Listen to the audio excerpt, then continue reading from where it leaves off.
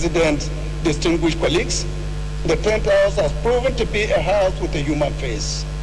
In March 2025, members donated the sum of 705 million naira, equivalent to half of their salaries over 6 months, to support the Mr. President's relief program for vulnerable Nigerians. The House has also contributed the sum of 650 million to provide housing for the families of deceased members and former leaders. Furthermore, individual members donated over 500 million to support communities ravaged with civil strifes in Kaduna, Enugu, Anambra, Oyo, Niger, Borno, Plateau, and the Federal Capital Territory, assisting displaced persons affected by banditry and communal violence. Furthermore, as part of the renewed hope agenda, the 10th House extended dedicated support to our traditional institutions, recognizing their vital role in community leadership and cohesion. We provided 40 new vehicles to traditional rulers across 6 geopolitical zones to enhance community engagement. Mr. President, we express profound gratitude to you for conferring the national honor of GCON upon the office of the Speaker, following pleas by members, and for expanding the National Security Council to include the President of the Senate and the Speaker of the House. Both decisions affirm the principle of institutional partnership. Thank you very much, Your Excellency. Mr. President, at the risk of provoking the First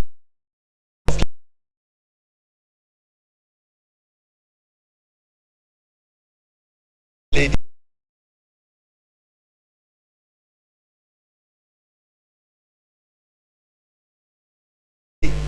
accomplish what no president has done for the National Assembly, namely substantially augmenting our capacity to respond to the needs of our constituents.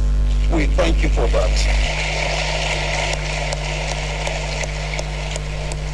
While we celebrate our successes, we remain acutely aware that it is not yet Uhuru. As we enter the second half of our term, our determination is unequivocal to expedite and finalize the constitutional amendment process by December 2025. Some of our priorities include special reserved seats for women, formal constitutional roles for traditional rulers, and legal backing for a 35% affirmative action gender policy. We appeal to the chairman of the Nigerian Governors Forum and the Progressive Governors Forum to advocate for these essential reforms at the level of the state. Mr. President, I would be remiss in my responsibility to you if I conclude my brief remarks without also offering some useful recommendations on the way forward. You have demonstrated remarkable results in removing the fuel subsidy and allowing the naira to float. Now we require an equally decisive intervention in our power sector. While progress is evident, it is time to wave your magic wand once more to break the cycle of underperformance by shifting from an over-reliance on thermal and hydroelectricity to a diversified energy mix. We must embrace renewable and clean energy sources, such as solar, wind, and even nuclear, to ensure a reliable and sustainable national grid. If anyone can do this, Mr. President, it is you. Secondly, developing the solid mineral sector is essential for Nigeria's economic diversification. While we have some existing geological data, it lacks the precision and quality needed to support large-scale exploration. To complement executive actions, the House of Representatives will immediately commence an urgent review of the 2007 Mining Act to allow subnational entities to operate within the profitable limits of the law while enhancing oversight and mitigating security risk. If pursued with discipline and clarity, these reforms will position solid minerals as a strategic pillar of our national economy before too long. In conclusion, Mr. President, permit me one final honest appeal. Today's ceremony has been truly magnificent, and you have achieved what past assemblies could only dream of: an annual address by the President to a joint session of the National Assembly. By accepting our invitation, you have made history. I respectfully urge that we now institutionalize this address as an annual event. On behalf of the Senate and the House of Representatives, I thank you for choosing to celebrate this Democracy Day with us in this hallowed chamber. Happy Democracy Day, Mr. President. Happy Democracy Day, all members of the National Assembly. May God bless the Federal Republic of Nigeria.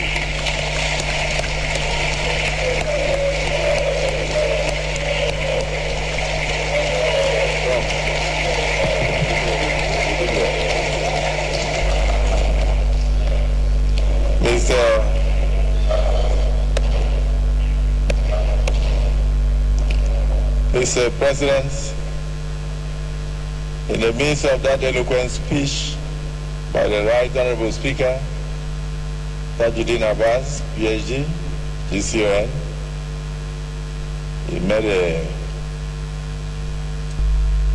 he raised a motion that June 12 should be formalized as a presidential day of address to the joint session of the National Assembly. I'll put the question. Those in support of the motion as moved and seconded by the Senate President say aye. And those against say nay. The ayes have it. Mr. President, that is the motion of the National Assembly done in your front. Right Honorable Speaker, thank you. The statistics do not lie. We are quite happy with the statistics you roll out and the pro-people's house that we all run. Mr. President, one request. The honorees, the presiding officers would like to have a group photograph with you right where you are before you depart. Then a slight announcement. Mr. President will now proceed after the group photograph to pay the usual respects to the hallowed chambers in this joint sitting, which is to take a bow to the presiding officers as well as to members. When he entered, Mr. President's handlers brought him straight to the chair. Whenever he enters the chambers as a former parliamentarian, he's used to paying the normal respect to the parliament. So he will do that. And thereafter, we'll have the national anthem. But upon the departure of the president, he will be led by just the selected few, the Deputy Speaker, the Deputy Senate President, and the House leaders. And all other senators and House of Rep members must remain seated. We are too organized for Nigerians to see us seemingly disorganized. I thank you. If Mr. President obliges, I will step down with the Right Honorable Speaker for the group photograph.